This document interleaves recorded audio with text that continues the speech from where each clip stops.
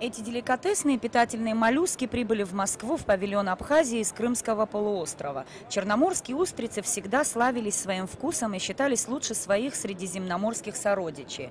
Пока черноморские устрицы выращиваются в Севастополе, но Гурам Делба уверен, у нашей страны есть все шансы не просто наладить такое производство, но и стать лучшими в этой сфере. Были изучены лучшие практики мировые.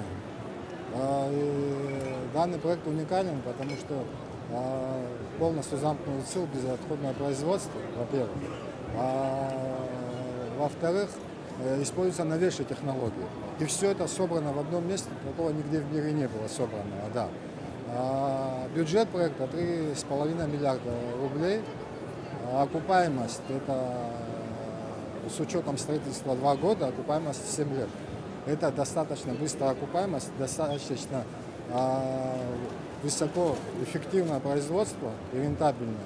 Пока у авторов проекта есть положительный опыт коллег, желание заняться таким бизнесом и поддержка финансовая. Необходимо получить добро правительств двух стран – России и Абхазии. Был проведен в течение года анализ рынков всего России в течение 15 лет ввозимой продукции.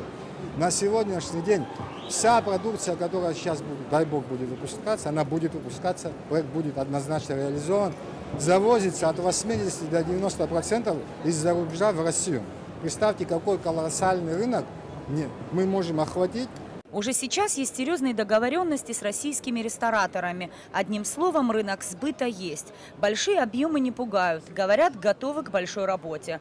Если говорить о плюсах, то тут речь идет ни много ни мало о таком серьезном вливании в экономику Абхазии. Проект представляет собой уникальный сплав нескольких производств. Это производство выращивания устриц, мидий, креветок и некоторых других вспомогательных позиций. В частности, например, очень серьезное предложение по организации производства кормов и ингредиентов для кормов. То есть получается своего рода замкнутый цикл производства, который может характеризоваться очень высокой степенью рентабельности, прибыльности.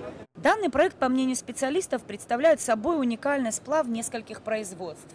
Более широко он будет представлен на Абхазо-Российском деловом форуме, который проходит в эти дни в Сухуми. Я думаю, если мы реализуем это в форме государственно-частного партнерства, уверен, что нам не будет стыдно за этот проект, и он принесет достаточно серьезную капитализацию для нашей отрасли. Это экспортная выручка, это гарантированный спрос со стороны внешних рынков.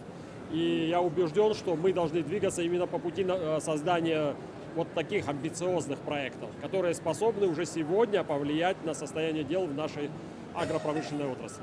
Авторы проекта уверены в успехе. За плечами более 3 лет упорного труда, поиска наиболее успешной модели выращивания самых вкусных черноморских моллюсков. Да и гости по достоинству оценили изысканное блюдо, запивая деликатес благородным ансамблем абхазских вин. Нисфарш Басаида Гухава специально для абхазского телевидения. Москва.